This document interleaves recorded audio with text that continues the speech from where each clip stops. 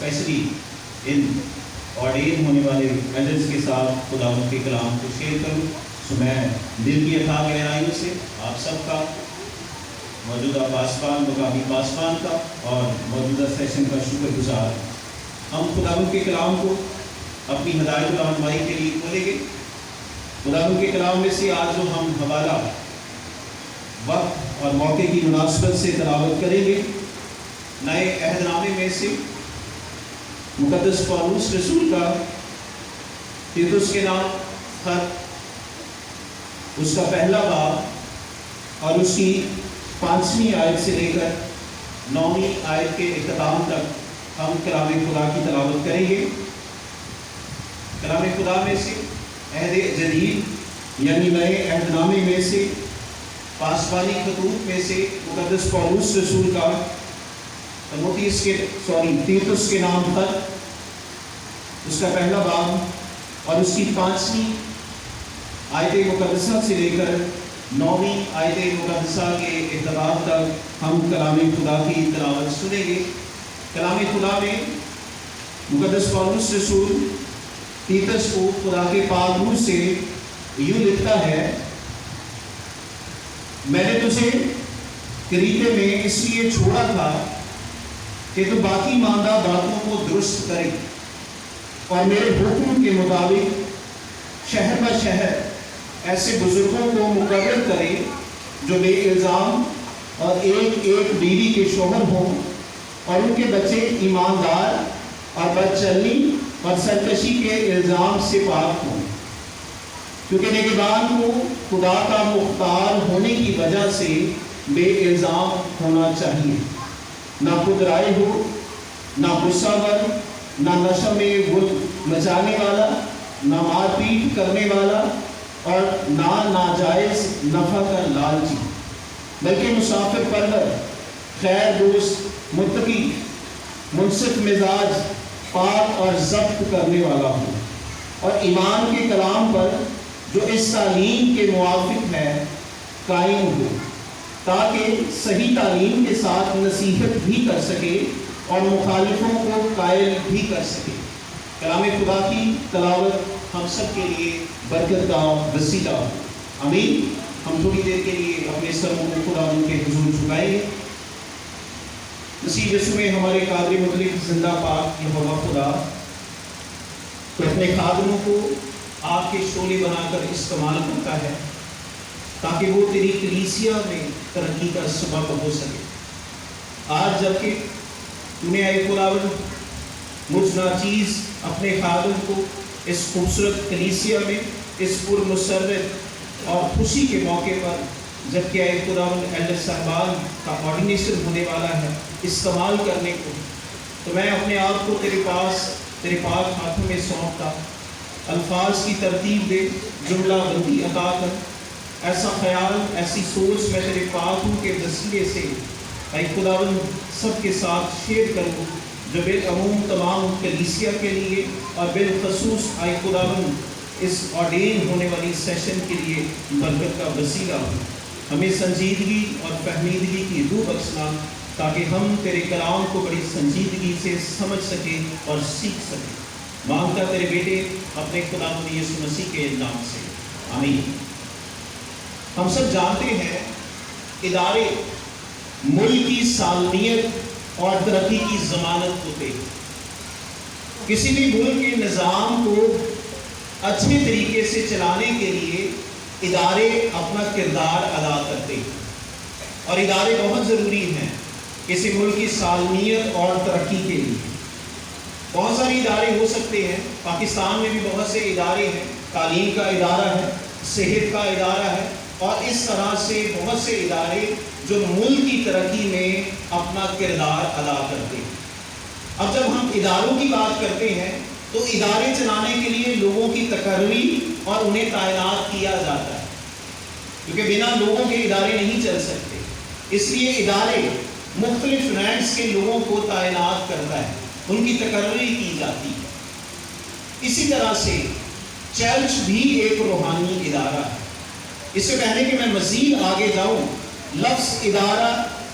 اس کی تعریف یا اس کے معنی یہ ہے کہ ایسی تنظیم، ایسی آرگنائزیشن جس میں لوگ کسی خاص مقصد کے لیے جمع ہوں. یہ مقصد روحانی یعنی مذہبی بھی ہو سکتا ہے، یہ مقصد سیکولر یعنی دینی بھی ہو سکتا ہے. اب چرچ بھی ایک روحانی ادارہ ہے. چرچ کو بہترین طریقے سے چلانے کے لیے، نظم و ضبط کے ساتھ چلانے کے لیے ہم مختلف لوگوں کو آرڈین کرتے ہیں. اس آرڈینیشن میں خدا کے خادمین بھی آتے ہیں جو سیشن کے ماڈریٹر کا فرض ادا کرتے ہیں، اور اسی طرح خادم کے ساتھ ایلڈر صاحبان کا چناؤ بھی کیا جاتا ہے. اور اس طرح سے یہ مقامی پریسبیٹری مل کر چرچ کے نظام کو بہت خوبصورت طریقے سے چلاتی ہے اور لوگوں سے صلاح مشورے لے کر اس نظام کو اچھے طریقے سے چلاتے ہیں. کیونکہ مقدس پولس رسول جب افسس کی کلیسیا کے نام خط لکھتا ہے تو خادم اور ایلڈرز کو خدا کی طرف سے گفٹس، تحفے گردانتا ہے. افسس کے نام خط میں مقدس پولس رسول چوتھے باب کی 11ویں آیت میں کہتا ہے، اس نے بعض کو رسول، بعض کو نبی، بعض کو مبشر، بعض کو چرواہا اور استاد بنا کر بھیجا تاکہ مقدس لوگ کامل بنے اور خدمت گزاری کا کام کرے اور مسیح کا بدن جو ہے وہ ترقی پائے. ہم سب جانتے ہیں جہاں بھی کہیں ویکنسیز آتی ہیں وہاں کوالیفیکیشنز دی جاتی ہیں، وہاں اہلیت کرائٹیریا کا بیان ہوتا ہے کہ اس پوسٹ پر اپلائی کرنے کے لیے اس شخص کی کوالیفیکیشن ایسی ہونی چاہیے. خداوند کے کلام میں جو آیات میں نے آپ سب کے سامنے تلاوت کی، دراصل یہاں مقدس پولس رسول تیتس جو کہ اس کلیسیا کا پاسبان ہے، ایلڈرز کی آرڈینیشن کے حوالے سے اور پھر ان کے کرائٹیریے، ان کی اہلیت کے حوالے سے ایک مفصل بیان دیتا ہوا نظر آتا ہے. اگر آپ پاسبانی خطوط کو پڑھیں، تیموتھیوس کے نام پہلا خط، دوسرا اور پھر تیتس کے نام خط، ان خطوط میں مقدس پولس رسول کا جو مین فوکس ہے وہ کلیسیا ہے کہ مسیح کا بدن ترقی پائے، خادم کی خوبیاں کیسی ہونی چاہیے،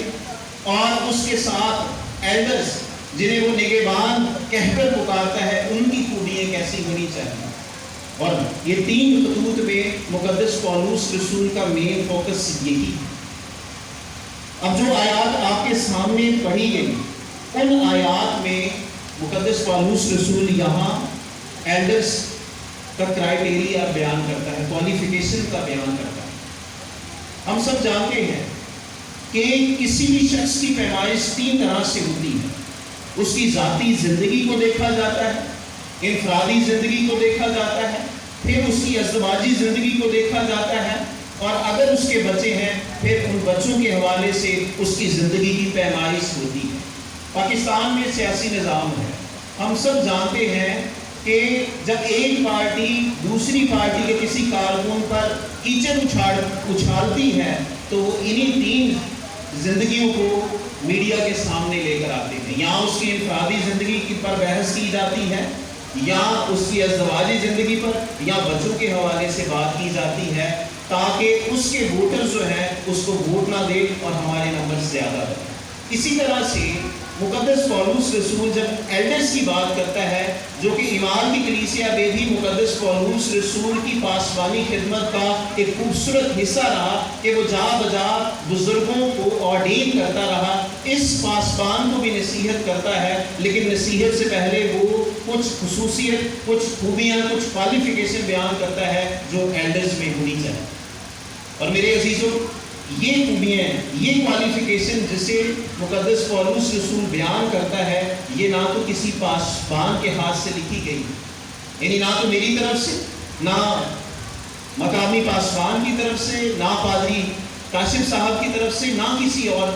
پادری صاحب کی طرف سے، بلکہ یہ خوبیاں، یہ خصوصیت، یہ کوالیفیکیشن، یہ کرائٹیریا خدا کا بندہ پولس رسول کلیسیا کی ترقی کے لیے اس پاسبان کے سامنے ایلڈرز کو چننے سے پہلے رکھتا ہے. ان خوبیوں میں پہلی چیز کہ وہ شخص جس کو آرڈین کرنا ہونا ہے وہ بے الزام ہونا چاہیے۔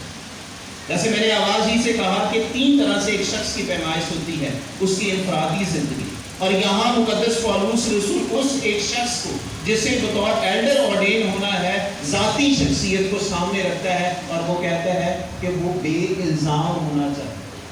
اس کی ذات پر کوئی الزام نہ ہو، اس کا کردار جو ہے وہ اچھا ہو، دیانتداری کام کرتا ہو، اور اس پر دیانتداری کے وسیلے سے کوئی انگلی نہ ہو۔ دوسری چیز جس کا بیان کرتا ہے کہ ایک بیوی کا شوہر، ازدواجی زندگی، کہ جس شخص کو بطور ایلڈر آرڈین ہونا ہو وہ ایک بیوی کا شوہر ہونا چاہیے۔ ہم سب جانتے ہیں آج معاشرہ بہت خراب ہے، بدعنوانی عروج پر ہے، ہر جگہ کرپشن پائی جاتی ہے، اس لیے مقدس پولس رسول ان شخصیات کو جنہیں ایلڈرز کے لیے آرڈین ہونا ہے پہلے سے بات رکھتا ہے کہ وہ ایک بیوی کے شوہر ہونے چاہیے، وہ بے الزام ہونے چاہیے، ان کی ازدواجی زندگی جو ہے وہ خوبصورت ہونی چاہیے، اور اس ازدواجی زندگی کے بعد پھر وہ خاندانی زندگی کی بات کرتا ہے جس میں وہ بچوں کا ذکر کرتا ہے کہ ان کے بچے ایماندار اور بدچلنی اور سرکشی کے الزام سے پاک۔ یعنی یہ ضروری ہے کہ جو شخص اپنے آپ کو بطور ایلڈر ہونے کے لیے پیش کرتا ہے اس کی اولاد پاکیزہ، اس کی اولاد بدچلن نہ ہو، اس کی اولاد سرکشی کے الزام سے پاک۔ اگر آپ بدچلن اولاد کو دیکھیں تو ایلی کہن کے بچے بدچلن، سیموئیل کی نبی کی پہلی کتاب اس کے 8ویں باب اور اس سے پہلے ابواب میں ہمیں ایلی کہن کے بچوں کا انجام بھی نظر آتا ہے، اور ان بچوں کا کردار مزاج بھی نظر آتا ہے، ان کے گھرونے کام بھی نظر آتے ہیں کہ لکھا ہے ان کے کاموں کے وسیلے سے لوگ خدا کے حضور قربانی کرنے سے گھر کرنے نفرت ہو گئی، اور اس نفرت کی جو وجہ تھی وہ ایلی کہن کے بیٹے حفنی اور فنہاس، اور ہم سب جانتے ہیں ان کی سرکشی اور ان کی بدچلنی کی سزا کس طرح سے خدا ایلی کہن کو دیتا ہے، اور یہ بات اس کے سامنے رکھتا ہے کوئی تیرے ہاں بوڑھا نہ ہونے پائے گا، سرکش نہ ہو جس طرح بنی اسرائیل سرکش تھے، بار بار خدا کی برکات سے